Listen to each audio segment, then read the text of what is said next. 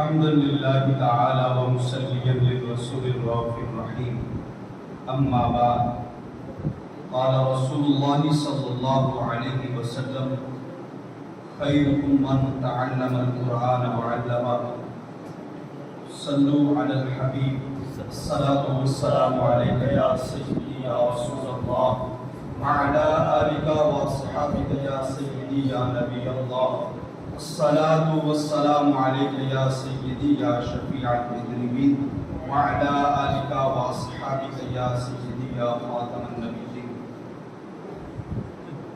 معزز سامعین و ناظرین،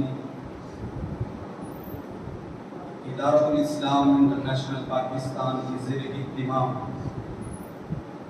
20 روزہ سمر اسلامی کورس بحمدہ تعالی آج 7ویں روز بھی انعقاد پذیر ہے، اور اس نشست کا باقاعدہ آغاز مشق تلاوت قرآن سے ہوا چاہتا ہے، تو اس کے لیے میں ملتمس ہوں الحافظ القاری مفتی صدام حسین قادری صاحب سے، وہ تشریف لاتے ہیں اور اس نشست کا آغاز فرماتے ہیں۔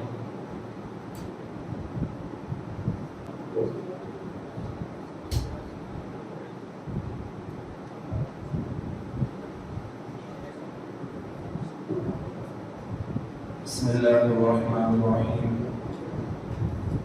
اسلامک سمر کورس میں شامل ہونے والے عزیز طلباء، سامعین، ناظرین، آج ہم سورہ قریش کی تلاوت کریں گے۔ تلاوت کے دوران نماز میں تشہد کی حالت میں جس طرح بیٹھتے ہیں ویسے بیٹھا کریں، اور دوسری بات جب آپ پڑھ رہے ہوں تو آواز بالکل سب کے برابر ہونی چاہیے، اور تھوڑا سا اونچی آواز کے ساتھ پڑھنے کی کوشش کریں۔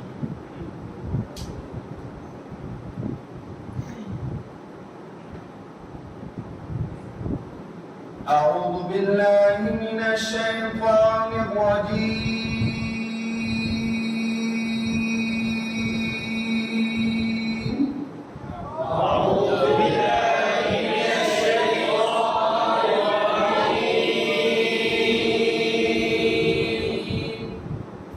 بسم اللہ الرحمن الرحیم۔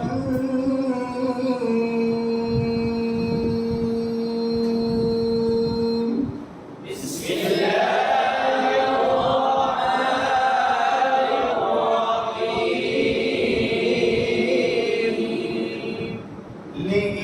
لإيلاف قريش إيلافهم رحلة الشتاء والصيف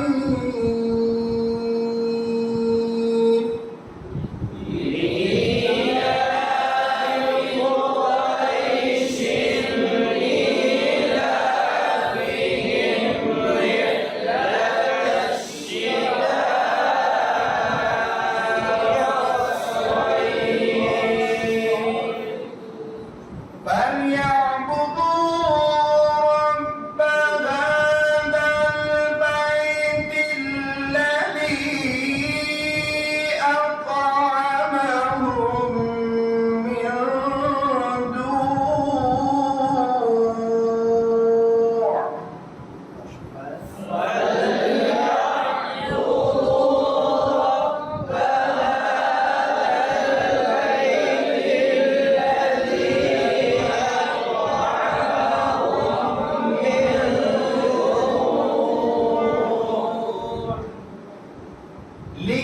لإيلاف قريش إيلافهم رحلة الشتاء والصيف فليعبدوا رب هذا البيت الذي أطعمهم من جوع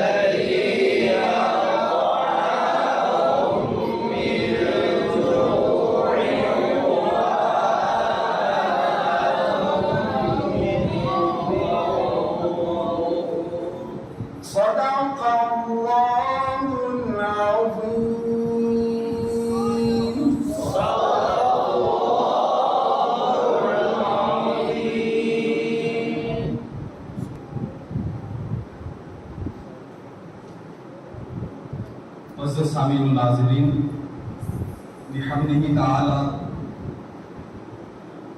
سابقہ دنوں میں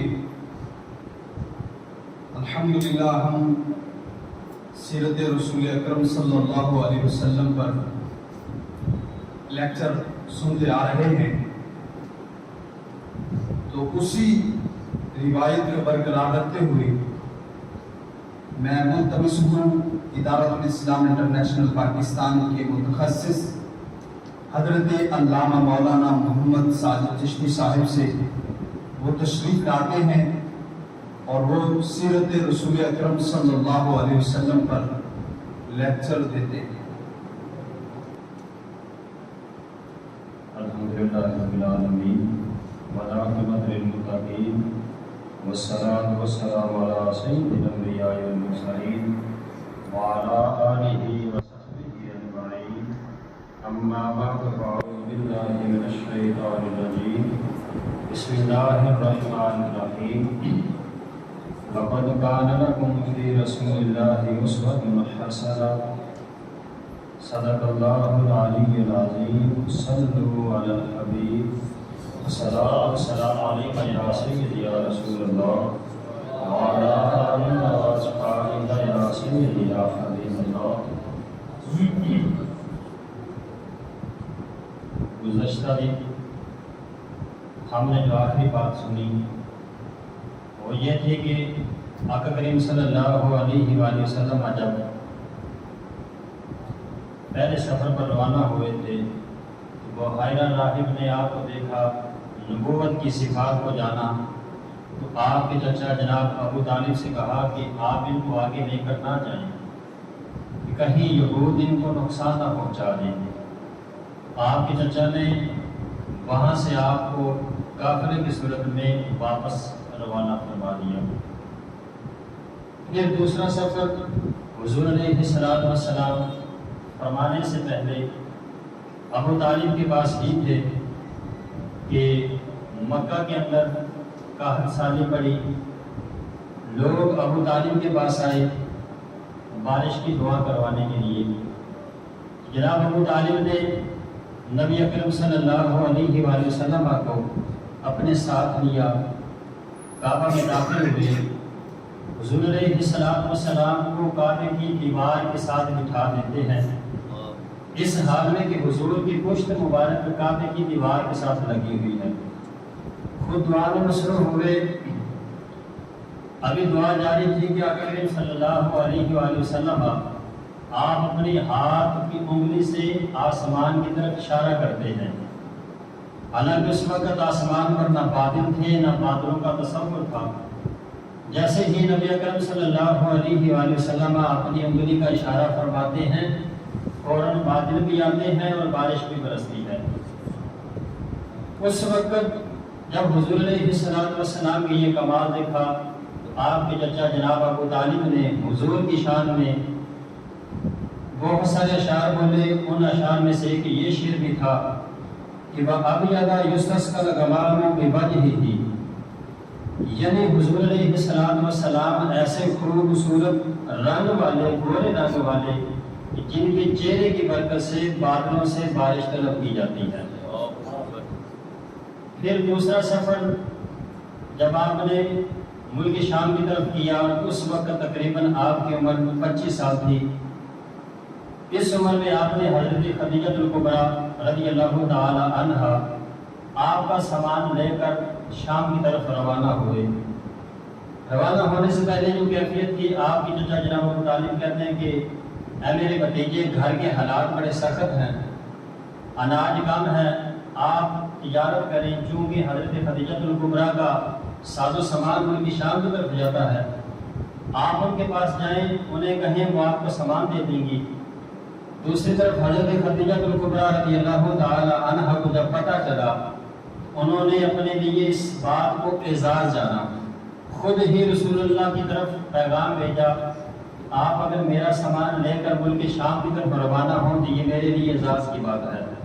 اور ساتھ یہ بھی کہا کہ جتنا منافع میں دوسرے لوگوں کو دیتی ہوں، اس سے دگنا منافع میں آپ کو دوں گی۔ ہمارے نبی واپس اپنے چچا کے پاس آئے اور آ کر کہا کہ اے میرے چچا، خدیجہ الکبریٰ مجھے دگنا منافع دینے کے لیے تیار ہے۔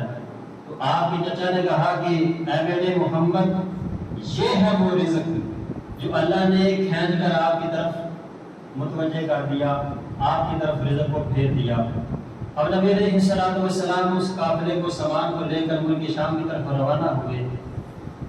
ملک شام پہنچے تو آپ کے ساتھ خدیجہ الکبریٰ نے اپنا ایک غلام میسرہ کو بھیجا۔ جب وہاں پر پہنچے تو مستورہ راہب ایک نامی تھا آدمی، اس نے حضور علیہ السلام کو دیکھا تو حضور کے اندر نبوت کی صفات کو جانا، پھر حضور علیہ السلام کو آخری نبی زماں ہونے کی پیشن گوئی کی۔ اس کے بعد آقا علیہ السلام نے جب ساز و سامان وہاں پر فروخت کر لیا، وہاں معاملے کے اندر ایک آدمی سے بات چیت بڑی، معاملہ طے کرتے ہوئے اس نے کہا کہ اے محمد، آپ قسم کھائیں لات و عزیٰ کی۔ نبی علیہ السلام نے ارشاد فرمایا ما حلفت بہما قط، میں ان کی کبھی بھی قسم نہیں کھاؤں گا، یعنی انہوں نے کہا کہ یہ بتوں کی قسم اٹھائیں، حضور نے فرمایا کہ میں کبھی بھی ان کی قسم نہیں کھاؤں گا۔ وَإِنِّي لَأَمُرُّ فَأَعْرِضُ عَنْهُمَا، حضور فرماتے ہیں کہ میں تو جب کبھی بھی ان کے پاس سے گزرتا ہوں، میں تو اپنا منہ پھیر کر اس سے گزرتا ہوں، تم قسم کھانے کی بات کرتے ہو۔ جب ہمارے نبی نے یہ بات کی، وہ آدمی کہنے لگا بات وہی ہے جو آپ نے کی ہے، یعنی حضور علیہ السلام کی تصدیق کی۔ پھر وہ جو راہب مستورہ آدمی تھا، اس نے میسرہ کی طرف متوجہ ہو کر کہا اے میسرہ، خدا کی قسم، یہ وہی نبی ہے جس کی صفات ہمارے علماء کتابوں میں موجود پاتے ہیں۔ وہاں سے قافلہ واپس آیا۔ سفر کے دوران جو حضرت میسرہ نے حالات دیکھے وہ یہ تھے، آپ فرماتے ہیں کہ سفر کے دوران جب کبھی گرمی تیزی پکڑتی، آسمان سے دو فرشتے آتے جو رسول اللہ پر سایہ کرتے تھے۔ وہ معاملہ بھی دیکھا کہ جو خرید و فروخت کے درمیان پیش آیا کہ حضور علیہ السلام نے فرمایا کہ میں لات و عزیٰ کی قسم نہیں کھاتا۔ پھر اس نے آپ کی تصدیق کی کہ بات وہی ہے جو آپ نے کی۔ پھر مستورہ نے حضور کی نبوت کی پیشن گوئی کی۔ اور تیسری بات یہ دیکھی کہ فرشتے آپ پر سایہ کرتے ہیں۔ قافلہ واپس آیا تو حضرت خدیجہ الکبریٰ اپنے بلا خانے پر بیٹھی ہیں، ساتھ آپ کی سہیلیاں ہیں۔ عجیب منظر دیکھتی ہیں کہ حضور کے سر پر فرشتوں نے سایہ کر رکھا ہے۔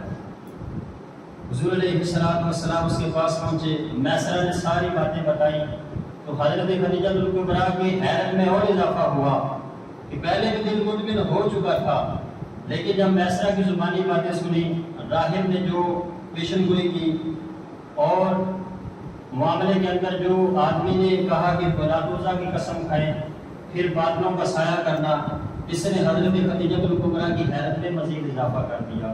پھر اس کے بعد وہ شادی والے معاملے ہوئے، نبی علیہ السلام کا نکاح حضرت خدیجہ الکبریٰ سلام اللہ علیہا سے کر دیا گیا۔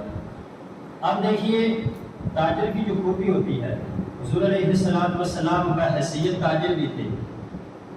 تاجر کی یہ خوبی ہوتی ہے کہ وہ اپنے معاملے کے اندر بڑی صفائی ستھرائی رکھتا ہے، جھوٹ سے اپنے آپ کو بچاتا ہے، اخلاق اچھے ہوتے ہیں۔ نبی علیہ السلام کے اندر یہ صفات درجہ اولا پائی جاتی ہیں۔ کیسے؟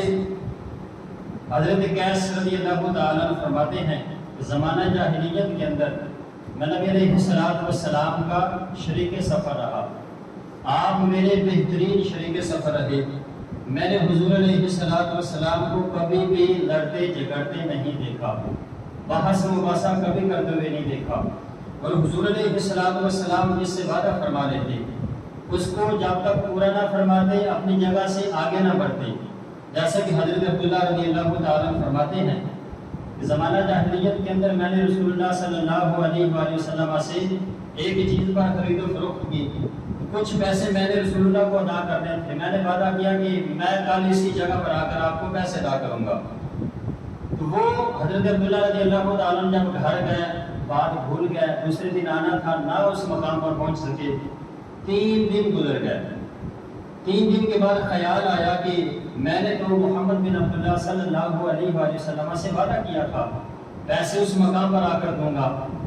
جب تیسرے دن یاد آنے کے بعد رسول اللہ کے گھر پہنچے، گھر سے پتہ چلا کہ ابھی تک رسول اللہ گھر تشریف نہیں لائے۔ اس دن سے چلتے چلاتے رسول اللہ صلی اللہ علیہ وآلہ وسلم کو تلاش کرتے کرتے اسی جگہ پر آئے جس جگہ وعدہ کیا تھا، تو کیا دیکھتے ہیں کہ رسول اللہ اسی مقام پر کھڑے ہیں۔ اور آپ فرماتے ہیں کہ سب سے بڑھ کر جو حیرت والی بات تھی وہ یہ تھی کہ رسول اللہ نے مجھے جھگڑا نہیں، مجھ سے جھگڑا نہیں کیا، مجھے ڈانٹا نہیں، سخت الفاظ نہیں بولے، بلکہ دھیمی آواز میں یہ الفاظ بولے کہ یا فتح لقد شققت علی انا ہا ہونا، اے نوجوان تم نے مجھے مشقت میں ڈال دیا تھا، منذ ثلاث انتظرک، مجھے 3 دن ہو گئے ہیں میں اس مقام پر کھڑے ہو کر تمہارا انتظار کر رہا ہوں۔ دیکھیے نبی علیہ السلام جو بھی کام فرماتے اس کو جب تک پورا نہ فرماتے آگے نہ بڑھتے۔ یہی وہ چیزیں تھیں جن کو دیکھ کر جناب ابو طالب نے کہا کہ میں نے اپنے بھتیجے کے اندر جو خوبیاں دیکھی ان میں سے ایک خوبی یہ تھی کہ میں نے کبھی بھی محمد بن عبداللہ صلی اللہ علیہ وآلہ وسلم کو جھوٹ بولتے نہیں دیکھا۔ نمبر 2، حضور علیہ السلام نے کبھی بھی کسی کو دھوکہ نہیں دیا۔ نمبر 3، حضور علیہ السلام نے کبھی بھی کسی کو ایذا نہیں دی، نہ زبان کے ذریعے، نہ فعل کے ذریعے، نہ اشارے کے ذریعے۔ نمبر 4، نبی علیہ السلام کبھی بھی آوارہ لڑکوں کے پاس کھیلنے کے لیے تشریف نہ لے کر گئے۔ نمبر 5، حضور علیہ السلام نے کبھی بھی خلاف تہذیب بات نہیں ارشاد فرمائی۔ نمبر 6، یہ حضور علیہ السلام انتہائی خوش اخلاق، نیک اطوار، نرم گفتار، بلند کردار اور اعلیٰ درجہ کی پارسا اور پرہیزگار۔ یہ تھی چند باتیں، انشاءاللہ اگلے یوم ہم اس سے آگے چلیں گے۔ اللہ ہمیں صحیح معلوم سے۔ معزز سامعین ناظرین، سابقہ اجتماع میں ہم وضو کے بارے میں لیکچر سن رہے ہیں۔ آج اسی روایت کو برقرار رکھتے ہوئے میں ملتمس ہوں حضرت علامہ مولانا مفتی محمد عابد قادری صاحب سے، وہ تشریف لاتے ہیں اور نواقض وضو پر درس دیتے ہیں۔ الحمدللہ رب العالمین والصلاة والسلام علی اشرف الانبیاء والمرسلین وعلی آلہ وصحبہ اجمعین، اما بعد فاعوذ باللہ من الشیطان الرجیم، بسم اللہ الرحمن الرحیم۔ الحمدللہ سمر اسلامک کورس میں علم دین کی نشستیں چل رہی ہیں روزانہ کی بنیاد پر۔ آج کی اس نشست کے اندر انشاءاللہ عز و جل ہمیں وضو توڑنے والی چیزوں کا بیان انشاءاللہ سنیں گے کہ وضو کن چیزوں سے ٹوٹ جاتا ہے۔ اللہ تبارک و تعالی ہمیں توجہ کے ساتھ اسے سننے کی، ذہن نشین رکھنے کی توفیق نصیب فرمائے۔ وضو مختلف چیزوں سے ہوتا ہے، اس کا تعلق انسان کے بدن کے ساتھ ہے۔ انسان کے بدن سے مختلف چیزیں خارج ہوتی ہیں، ان کی کیا حالت ہے وہ آج میں بیان کرتا ہوں۔ انسان کو کبھی حاجت ہوتی ہے، کبھی حاجت کے لیے وہ بیت الخلاء کا رخ کرتا ہے، تو یاد رکھیے کہ انسان کے جسم سے جب پیشاب، پخانہ، اسی طرح اور جو چیزیں ہیں جس میں ودی مزی منی اور کیڑا پتری یہ آگے یا پیچھے کے مقام سے جب نکلتا ہے تو اسے وضو ٹوٹ جاتا ہے۔ شرعی مسائل کو توجہ سے سماعت فرمانا چاہیے، تو ان چیزوں سے وضو ٹوٹ جاتا ہے۔ اسی طرح انسان کے بدن سے اگر پیچھے کے مقام سے ہوا کا خارج ہونا ہو اس سے بھی وضو ٹوٹ جاتا ہے۔ اب انسان کے بدن کے کسی حصے میں اگر زخم ہوا، اب زخم ہونے کے بعد اس میں خون بھی ہوتا ہے اور بعض دفعہ پیٹ پڑ جاتی ہے، اس طرح سرد پانی ہوتا ہے۔ اب یہ دیکھیں گے کہ اگر وہ بہنے کی مقدار ہے اور بہنے کی مقدار ہے اور اس کے اندر یہ صلاحیت پائی جاتی ہے کہ وہ کسی ایسے مقام پر پہنچ سکتا ہے جسے وضو اور غسل میں دھونا فرض ہے، تو اس سے وضو اٹھ جائے۔ اور اگر اس کے اندر یہ صلاحیت نہیں کہ وہ ایسے مقام پر پہنچے جس میں غسل اور وضو میں دھونا فرض ہو تو وضو نہیں ٹوٹے گا۔ جیسے آنکھ کے اندر کوئی دانہ نکلا، آنکھ کے اندر والے حصے سے، یا کان کے سوراخ کے اندر کوئی دانہ نکلا اور وہ پھٹ کے اس میں سے کوئی مواد نکلا، کوئی لیکوڈ نکلا، تو اب وہ کسی ایسے مقام پر نہیں پہنچا جسے وضو اور غسل میں دھونا فرض تھا تو آپ کا وضو آ گیا۔ یہ ضابطہ ذہن نشین رکھیں۔ تو اسی طرح اب آج کے دور کے اندر آپ دیکھیں کہ انجیکشن ہے، انجیکشن لگانے سے وضو ٹوٹنے کے کیا ہے احکامات، وہ بھی بڑے واضح ہیں، شریعت نے ہمیں بتائے۔ اب انجیکشن کا جو مرحلہ ہے وہ ہے کہ یہ گوشت میں بھی لگتا ہے اور نس میں بھی لگتا ہے۔ اگر گوشت میں لگے اور خون بہنے کی مقدار اس سے وضو جو ہے وہ ٹوٹ جائے گا۔ اگر بہنے کی مقدار نہیں ہے تو نہیں ٹوٹے گا۔ اگر گوشت میں نہیں لگتا، نس میں لگتا ہے انجیکشن نس میں لگا، اب وہ پہلے جو ہے اوپر نلکی کے اندر خون کھینچتے ہیں تو اس سے وضو ٹوٹ جائے گا، بہنے کی مقدار ہے۔ اسی طرح جو گلوکوز کی ڈرپ ہے تو بہنے کی مقدار خون نکلا تو یہ ضابطہ بہنے کی مقدار، تو اس طرح وضو ٹوٹ جائے گا۔ اسی طرح جب خون لیتے ہیں اس میں بھی وضو ٹوٹ جاتا ہے۔ کیا انسان کیا کرتا ہے، وامٹنگ جسے کہتے ہیں یا ہم اپنی زبان میں الٹی کہتے ہیں، تو یہ یاد رکھیے گا اگر وہ منہ بھر کے ہے، یعنی منہ بھر کی تعریف ہے کہ بلا تکلف جسے روکا نہ جا سکے، اگر وہ ہے اور وہ پانی کی ہے، کھانے کی ہے، سرد پانی کی ہے، تو اس سے بھی وضو جو ہے وہ ٹوٹ جائے گا۔ اسی طرح انسان جو ہے جو زخم ہے، زخم کے بارے میں ایک وضاحت کرتا چلوں کہ بعض دفعہ زخم ہوتا ہے اور اس سے جو ہے خون یا رطوبت ہے وہ ہلکی سی چمکتی ہے، جیسے سوئی کی نوک ہے، سوئی کی نوک لگی تو ہلکا سا چمکا، بہنے کی مقدار نہیں ہے، اور اس طرح چاقو کی نوک لگی اس سے بھی ہلکا سا وہ چمکتا ہے، ابھرتا ہے لیکن بہتا نہیں ہے، بہنے کی مقدار، اس سے وضو نہیں ٹوٹے گا، یہ بات بھی دیں گے۔ اسی طرح آپ دیکھیں کہ اگر انسان کی آنکھ میں بیماری ہے اور بیماری کے سبب جو آنسو نکلتا ہے اس سے بھی وہ بہنے کی مقدار کو وضو توڑ دیتا ہے، یہ بھی یاد رکھیے کہ اور وہ جو پانی ہوتا ہے یہ بھی یاد رکھیے گا وہ ناپاک ہوتا ہے۔ اس طرح وہ جو قے کے بارے میں آپ نے بتایا وہ بھی ناپاک ہوتی ہے، یہ جو بہنے کی مقدار وضو توڑتے ہیں یہ ساری چیزیں جو ہوتی ہیں ناپاک ہوتی ہیں، ان سے اپنے آپ کو بچانا ہمیں لازم ہے۔ اور بالغ ہے اور نماز جو ہے وہ رکوع و سجود والی ہے، رکوع و سجود والی نماز میں اس نے کہکا لگایا۔ کہکا کی تعریف یہ ہے کہ اتنی آواز سے ہنسنا کہ گرد و پیش کے لوگ جو ہیں اسے سن سکیں، اس نے کہکا لگایا، اس سے وضو اس کا ٹوٹ جائے گا۔ جب وضو ٹوٹے گا تو نماز تو فوراً ٹوٹ جائے گی۔ اور نبی پاک صلی اللہ علیہ وسلم نے فرمایا التبسم من اللہ القحطۃ من الشیطان، تبسم اللہ کی طرف سے مسکرانا، اور کہتا جو ہے یہ شیطان کی طرف سے، تو ہمیں اس سے بھی بچنا چاہیے۔ اور یہ بھی یاد رکھیے گا کہ اگر حنزہ اور آواز اتنی تھی کہ وہ خود سن سکے تو اس سے جو ہے وضو قائم رہے گا، نماز قائم رہے گا۔ یہ بھی یاد رکھیں۔ اسی طرح نماز جنازہ میں بھی ہے، وضو رہے گا، وہ کہے گا اس نے لگایا، وضو رہے گا، لیکن اس کی نماز باقی نہیں رہے گی۔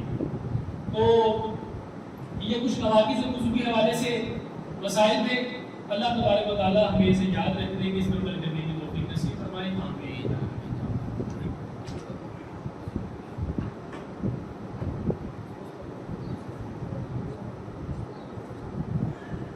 معزز سامعین و ناظرین، گزشتہ دنوں میں بالترتیب ہم عقائد پر درس سنتے آ رہے ہیں، اسی پر آج 7ویں روز بھی درس ہوگا۔ تو اس کے لیے میں عرض گزار ہوں ادارۃ الاسلام انٹرنیشنل پاکستان کے ناظم اعلیٰ استاذ العلماء حضرت علامہ مولانا مفتی ضمیر احمد مرتضائی صاحب سے کہ آپ تشریف لاتے ہیں، آپ عقائد پر درس فرماتے ہیں۔ آپ کے سامنے بیان کرتے ہیں نبوت نبی کو ملتی ہے، اور نبوت کوئی ایسی چیز نہیں کہ جو مشقت سے حاصل ہو جائے، وظائف سے، ریاستوں سے، کسی بزرگ کی نظر سے، ذاتی محنت سے یہ حاصل نہیں ہوتی۔ اور خصوصاً نبی پاک صلی اللہ علیہ وسلم جو کہ خاتم النبیین ہیں، جس کا منکر کافر ہے، آپ کے بعد کوئی نبی پیدا نہیں ہو سکتا۔ خاتم النبیین کا مطلب کہ آپ کے بعد کوئی نبی پیدا نہیں ہو سکتا۔ اگر کوئی حضور صلی اللہ علیہ وسلم کی ذات گرامی کے بعد دعویٰ نبوت کرے کہ میں نبی ہوں، اور دوسرا بندہ اس سے کہے اچھا اگر تو نبی ہے تو دلیل دے، حضرت امام اعظم ابو حنیفہ رحمۃ اللہ علیہ کے مذہب کے مطابق اس سے دلیل مانگنا ہی کفر ہے۔ ہمارے مشائخ اکابرین مناظرین جو ان سے مناظرہ کرتے تھے، وہ پہلے متعین کرتے تھے کہ تم جھوٹے ہو۔ مرزا قادیانی تھا تو مناظرہ اس پر نہیں ہوتا تھا کہ نبی کو دلیل دو، مناظرہ اس پر ہوتا تھا کہ مرزا جھوٹا ہے، میں ثابت کروں گا، یہ اپنے آپ کو سچا ہوا ثابت کرے، دلیل لائے اس کا عدد پیش کریں گے۔ یعنی اس موضوع پر ہوتا تھا، اپنا عنوان رکھتے تھے کہ یہ ہمارا دعویٰ ہے کہ یہ مرزائی مرتد ہے، ہمارا دعویٰ یہ ہے کہ یہ جھوٹے ہیں، ہمارا دعویٰ یہ ہے کہ یہ اپنے دعوے کے اندر جو ہے وہ کس بیانی کرتے ہیں، جھوٹا کلام کرتے ہیں۔ یہ دعویٰ کر کے پھر ان سے بات چیت ہوتی تھی۔ تو نبی جو ہوتا ہے اس کے لیے 3 چیزیں یاد رکھنے لازمی ہوتی ہیں، جس کو ہم لوازم نبوت کہتے ہیں۔ بعض میں سے خصائص لکھا، لیکن حقیقت میں یہ لوازم ہے، یعنی خاصہ لازمہ کہہ سکتے ہیں، یہ لوازم نبوت میں سے ہے۔ پہلا جو نبی کے لیے خاصہ لازمہ ہے وہ یہ ہے کہ نبی معصوم ہو۔ کیا ہو؟ معصوم۔ دوسرا یہ ہے کہ اس کے لیے معجزہ کا ثبوت ہو، اس کے لیے تیسرا یہ ہے کہ اس کے لیے وحی کا ثبوت ہو۔ یہ 3 چیزیں پائی جائیں نبوت کے لوازم میں سے ہے عصمت، جسے معصوم ہونا کہتے ہیں، معجزہ، اور تیسرا ہے تیسرا کیا تھا؟ وحی۔ کوئی نہیں کہہ سکتا کہ بھئی میری اللہ سے ڈائریکٹ بات ہے اور مانا یہ کہ فرشتہ میری طرف آتا ہے یا کوئی، بلکہ جس نے یہ ایسا قول کیا وہ دار اسلام سے باہر ہے، یا کہا کہ جبریل و میکائیل میرے وزیر ہیں اور اسے میں آڈر کرتا ہوں، بارش کا سسٹم کرتے ہیں، میں ان کو کھانے کو پڑھاتا ہوں، تو ایسا بندہ دار اسلام سے خارج ہے۔ ایسے بندے کو مسلمان سمجھنا، ایسے کی بیعت کرنا، یہ سب ناجائز اور حرام ہے۔ تو سب سے پہلے ہم جو لوازم نبوت میں وہ لیتے ہیں وحی چونکہ کلام الہی ہے، اللہ کی طرف سے کلام آتا ہے، پہلے نبیوں پر بھی یہ کلام آیا۔